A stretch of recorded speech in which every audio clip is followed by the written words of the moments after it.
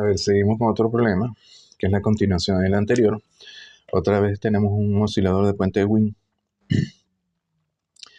Solo que ahora nos dicen que el amplificador operacional, bueno, tiene un voltaje de saturación de 15, C es 1 micro y R2 500.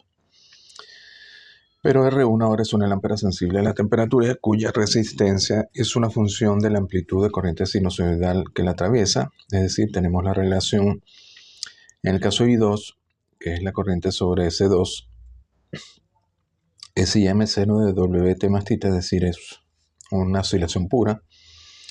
Y R1 varía con IM, que es la resistencia, en este caso sería una lámpara. De hecho, aumenta con IM, a mayor IM, mayor es la resistencia. Como al ser una lámpara, al tener mayor amplitud la corriente, la temperatura va a ser mayor y eso produce una resistencia mayor. Y con IM menor va a ser una resistencia menor. ¿Y qué nos permite eso? Bueno, teníamos que encontrar un medio de manera de controlar estas oscilaciones crecientes. En este caso se puede hacer de forma automática poniendo una resistencia sensible a la temperatura. Fíjense que R1 también varía alrededor de 500, que es igual a R2. Eso para el caso IM igual a 0,01. Luego nos dice encuentren la frecuencia de oscilación y encuentren la amplitud de voltaje de salida del amplificador operacional, Vout. Nos dan la ecuación diferencial, para este lo pueden hacer, pero bueno, aquí nos los dan, con Vout igual a 3V2. Este voltaje sería V2. Bueno, en este caso tenemos que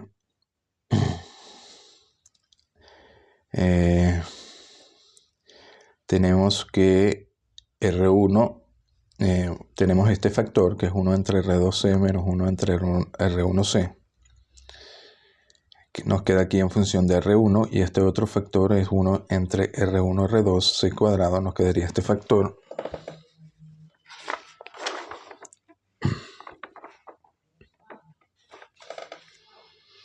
Nos queda entonces la ecuación diferencial en función de R1.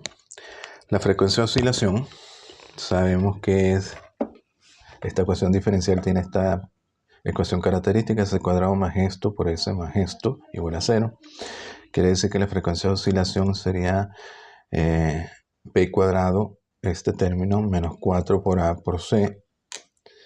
Eso sería WN. Luego, bueno, I2 es una oscilación pura. Tenemos otras ecuaciones para I2, que sería I2 es igual a C de B2 de T, y R2 B2 entre R2, I1 I2 más IR2. I1 también se puede definir como BA menos B1 menos B2 entre R1. Queda en función de 1 y B2 y R1. Bueno, lo cierto aquí es que nos dicen que I2 es una oscilación pura.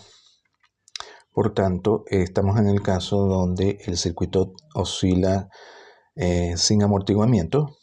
Eso implicaría entonces que en la parte A, que R1 tiene que ser igual a R2, de manera que este término sea 0, y solo quede este término de segundo orden y este, de manera que tenga solución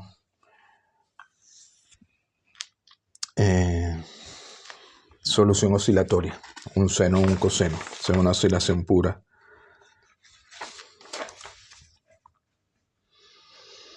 Entonces, bueno, tenemos que el caso de R1 tiene que ser 500 ohmios. Y WN, entonces, si R1 es igual a R2, este término se va, nos queda solo raíz de 8 por 10 a la 9 entre R1, que nos da 4000 Hz. O bueno, en este caso radianes por segundo.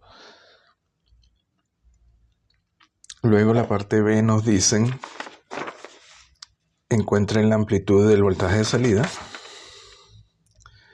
Bueno, R1 sabemos que tiene que ser 500 también. De su fórmula para R1 sabemos que IM entonces tiene que ser 0,01. De manera que este término se da y nos queda R1 igual a 500. Luego sabemos que I2 es 0,01 seno de esto. pero I2 también es 1 por 10 a la menos 6 de B2 de T, de aquí integrando. B2 de T es directamente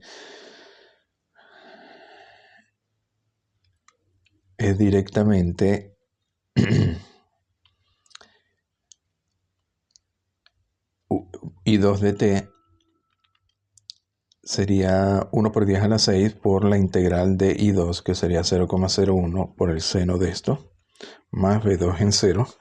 Y de aquí sacamos entonces B2 de T integrando. Luego entonces sabemos que BAO es 3 veces B2, así que BAO tiene que ser igual a 7,5 coseno de 4000T más 3 veces B2 en 0, que sería BOUT en 0. Luego la parte C nos dicen que supongan que R1 es una resistencia fija ahora de 490. Nos dan las condiciones iniciales BC1 en 0 y BC2 en 0. BC1 en 0 es 100 milivoltios y BC2 0, 0. El oscilador se comporta como se esperaba. Bueno, en este caso, si R1 es 490 ohmios, es decir, es menor que los 500 ohmios de R2, vamos a tener en este caso oscilaciones crecientes, lo cual podemos verlo aquí. Ahora este término que definen alfa sería menos B entre 2. Sería este término menos B entre 2. Eso define alfa con R1 menor que 500, es decir, 490. Alfa en este caso nos da negativa. Y B2 de T en este caso vamos a tener E al menos alfa T, es decir, E a la 2041T va a ser positivo y vamos a tener otra vez oscilaciones crecientes. Luego, bueno, nos dan las dos condiciones iniciales para B2 y B1, que son los voltajes de los capacitores. Con B2 en 0 igual a 0 sacamos que K1 tiene que ser igual a 0, así que nos queda solo esto. Wn, en este caso, al tener R1 igual a 490, ya la frecuencia cambia un poco, cambia a 4040. De los 4000 hay un cambio de alrededor de 1%.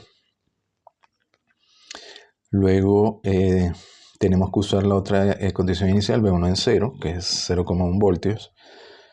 Y para B1 en 0 tenemos aquí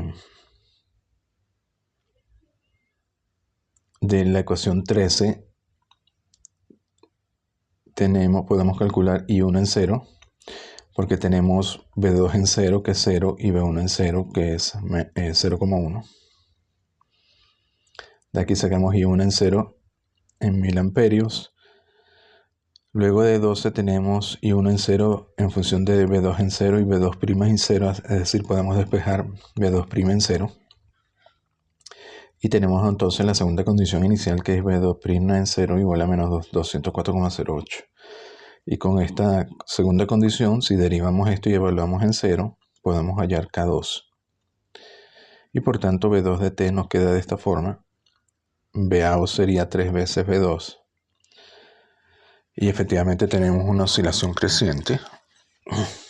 Ahora, este resultado es esperado porque en este caso R1 es menor que R2. Ahora, ¿qué sucede? Como esto funciona como permite una regulación automática, pues las oscilaciones no pueden crecer indefinidamente porque se dañaría todo el circuito. Primero el voltaje subiría hasta los más o menos 15 volts, haciendo que el amplificador operacional se sature. Ese es en el caso de que R1 fuera fijo. Pero ¿qué pasa si R1 es variable? Que es la lámpara que vimos anteriormente. El pico de corriente IM va a aumentar con cada oscilación. Eso va a permitir que R1 vaya aumentando hasta que esté igualada a R2, es decir, va a aumentar de 490 a 500 y el oscilador oscilaría con una oscilación sinusoidal casi pura. Lo mismo pasaría si en algún momento la resistencia R1 variable, si aumenta por encima de los 500 ohmios, en este caso IM disminuiría, porque tendríamos en este caso oscilaciones decrecientes si R1 es mayor que R2. Ahora alfa nos daría positivo y tendríamos oscilaciones decrecientes. Esas oscilaciones decrecientes disminuyen entonces la amplitud de la corriente y eso hace que R1 baje y por tanto vuelve a alcanzar los 500 ohmios de R2. Básicamente este sistema, en teoría, podría mantener oscilaciones aproximadamente puras y automáticamente. Básicamente con el cambio de R1. Y de esa forma, bueno, podemos lograr con oscilaciones crecientes una oscilación sinusoidal aproximadamente pura, utilizando una resistencia variable. Bueno, lo dejamos hasta aquí.